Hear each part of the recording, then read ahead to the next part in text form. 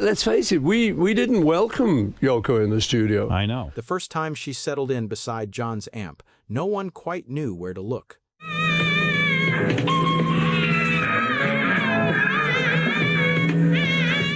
At the time, we didn't know that that moment was the beginning of the end, a wedge that would only grow. But it took some time, and there was a few looks went on. But what really happened inside those four walls, as Yoko Ono claimed her seat and rewrote the unspoken rules of the Beatles' inner circle. And it's so strange when we look back and start looking at a few coincidences like this one.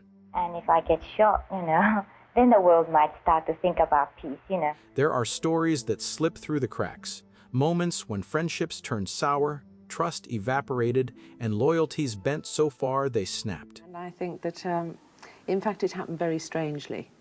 As the world watched, the band that defined a generation started to unravel, thread by thread, and for every thread pulled, Yoko's name was stitched right at the edge.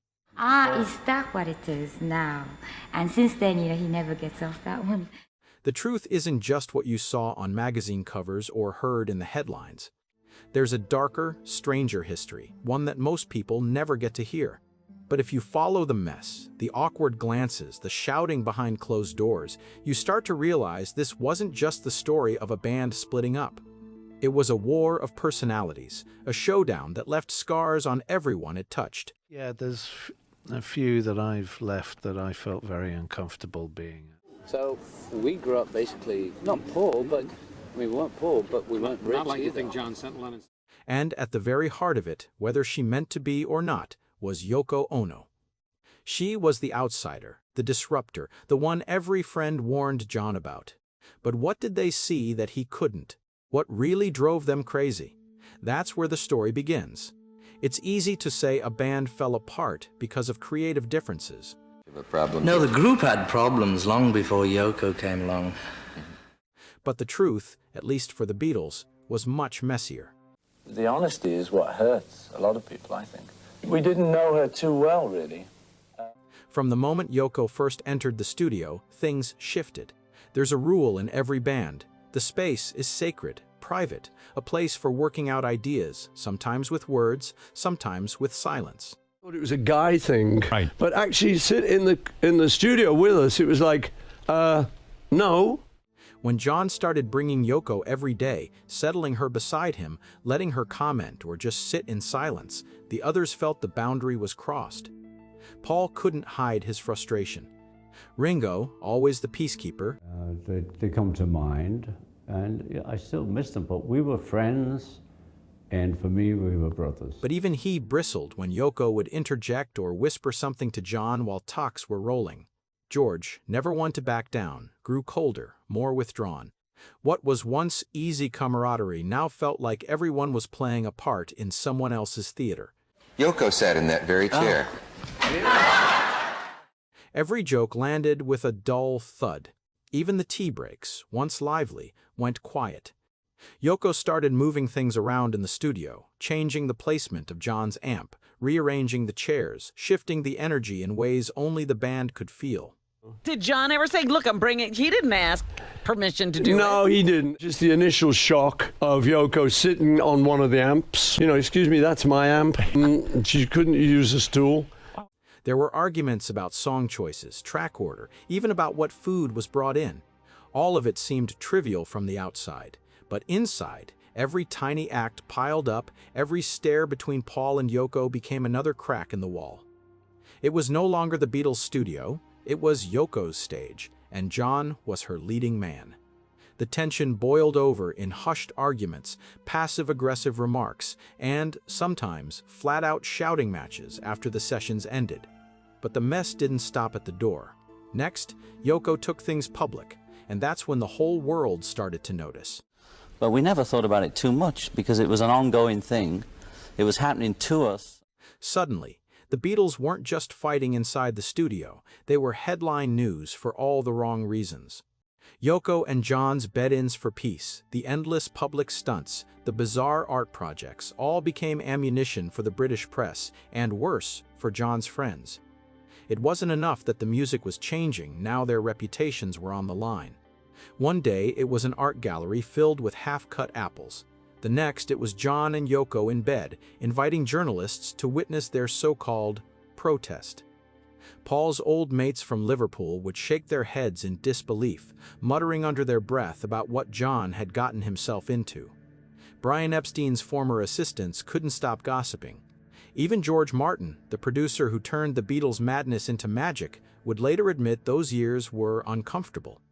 The chaos leaked out everywhere. John and Yoko were inseparable, and for many, that meant John was untouchable too. Friends who had known him for years started to feel like outsiders. There were secret calls, whispered warnings, even attempts to get John alone just to talk sense into him. But it never worked.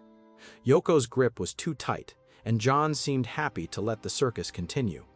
The band's public image, so carefully managed for years, was now a free-for-all, and as the world watched, the old friends felt themselves slipping further and further away. The tension was obvious, but what happened next hit where it hurt most, the business. Behind the wild headlines and tabloid chaos, the real war was brewing in boardrooms and offices. When I just thought, well, maybe I've misunderstood. Maybe it's my mistake, not hers. Apple Corps, the Beatles' new company, was supposed to be a creative utopia.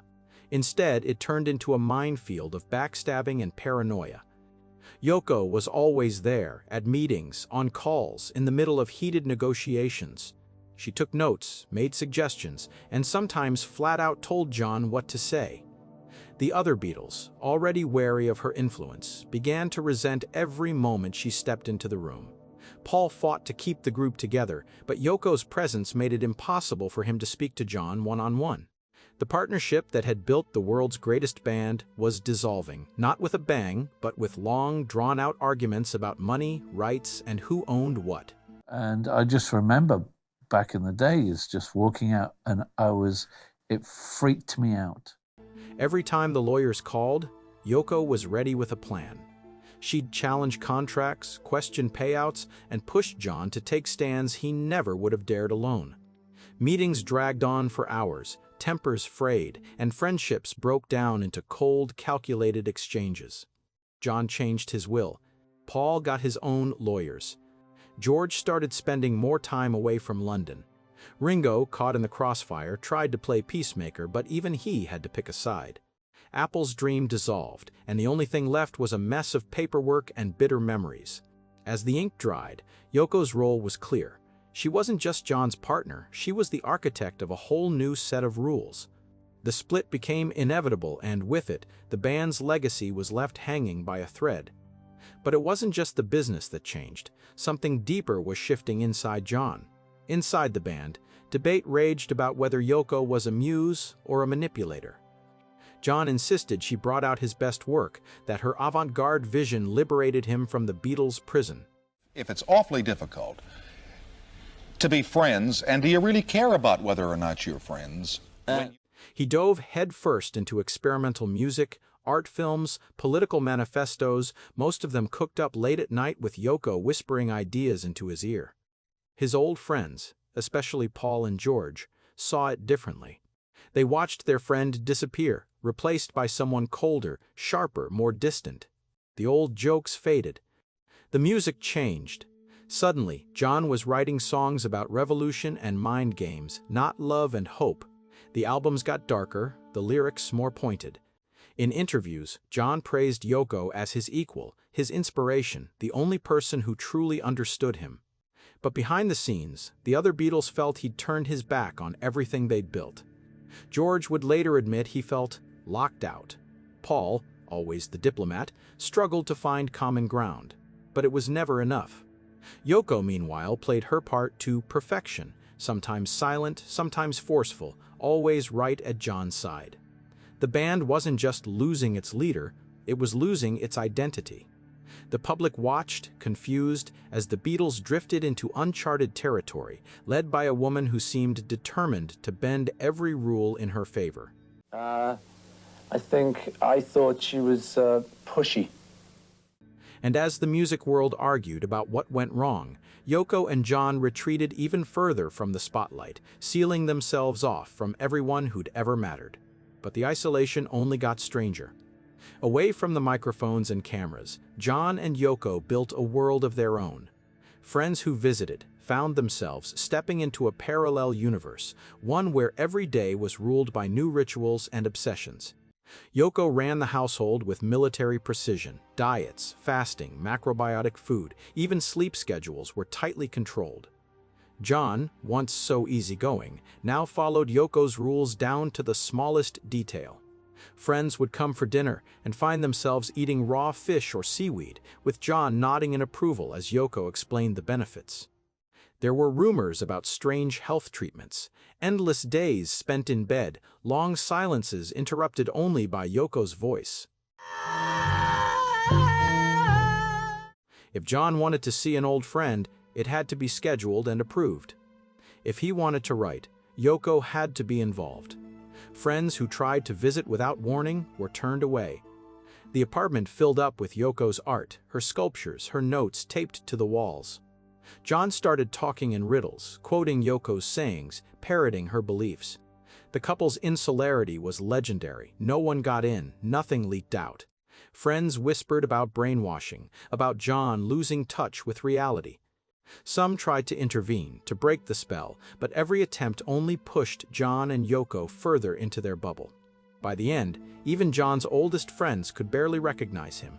It was like watching someone vanish in slow motion, replaced by a version of himself that belonged to Yoko and Yoko alone. The isolation wasn't just personal, it would haunt the band's legacy for years to come. When the dust settled, the Beatles were gone, but the fighting didn't stop. Yoko emerged as the sole keeper of John's legacy, the gatekeeper for everything he'd left behind. She fought legal battles over copyrights, argued with record labels, took on anyone who tried to profit from the Beatles' name. Do you think John would have approved? Do you think he would have been heartened? Well, I think he's having a big smile now. Lawsuits dragged on for years, sometimes decades. Fans argued over who deserved credit for what, and Yoko was never far from the controversy. She released unfinished demos, remixed John's songs, staged elaborate tributes that sometimes felt more about her than about the music itself. Old friends were invited to ceremonies, but they always knew who was really in charge. Yoko rewrote the history books, commissioning biographies and documentaries that painted her in a sympathetic light. But for every fan who praised her, there were 10 more who blamed her for everything that went wrong. The press kept the arguments alive, recycling the same old stories, rehashing the same old fights. Yoko didn't care. She pressed on, determined to control the story, to shape the legend in her own image. The world moved on, but the debate raged. Was she the villain, the visionary, or both? Friends who'd been there at the start were left on the outside, watching as the story was rewritten, one headline at a time. The shadow of Yoko Ono grew longer every year, until it covered everything John Lennon had ever touched. And still, she refused to let go. The years passed, but the scars left behind by Yoko's presence never really faded. Paul tried to make peace, reaching out in public statements, inviting Yoko to memorials and anniversaries. Sometimes she accepted, sometimes she didn't. When she did show up, it was always on her terms. George passed away with his own opinions, never quite forgiving or forgetting the rift that changed everything. Ringo, ever the optimist, tried to keep the peace, but even he couldn't erase the hurt. Fans split into camps. Some believed Yoko was misunderstood, a victim of sexist double standards. Others saw her as the manipulator, the reason their favorite band was lost forever. The debate spilled over into documentaries, books, podcasts, endless Reddit threads. No one could agree, but everyone had a theory. Yoko herself gave interviews, sometimes candid, sometimes cryptic, never apologetic. All that period when people were blaming you for the breakup of the Beatles. I've been blamed 30, 40 years now. You were aware of that going on? I was fully aware of it. It is probably actually healthy, turning that negative energy into positive energy. And that's why... She talked about love, art, and the price of being different, but she never admitted to any wrongdoing. Friends who once joked about the Beatles' future now spoke in quiet, nostalgic tones, mourning not just the music, but the innocence that was lost. And through it all, Yoko stood her ground, the outsider who refused to be pushed aside. The story was never really about music. It was about what happens when one person changes everything and refuses to say sorry. But there's one thing everyone could agree on. John Lennon was never the same again. Love changes everything. It bends rules, breaks friendships, shatters legends. Well, funny thing happened on the way in tonight. The Beatles may have survived bad business deals, wild rumors, even their own egos, but they couldn't survive the hurricane that was Yoko Ono. Every friend had warned John. Every argument had played out behind closed doors. Every plea had fallen on deaf ears. As someone once said, generally it is accepted that love is blind. Thanks to John Lennon, we know it is also deaf.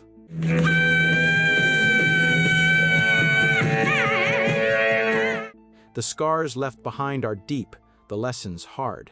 Maybe that's the price for chasing something new. Maybe it's the curse of genius. But the story doesn't end with a breakup or a headline. It ends with a question. Was it worth it? Did the world gain a legend or lose one? If you made it this far, I hope you see the story in a new light. Please, like and subscribe for more stories that change the way you see the past.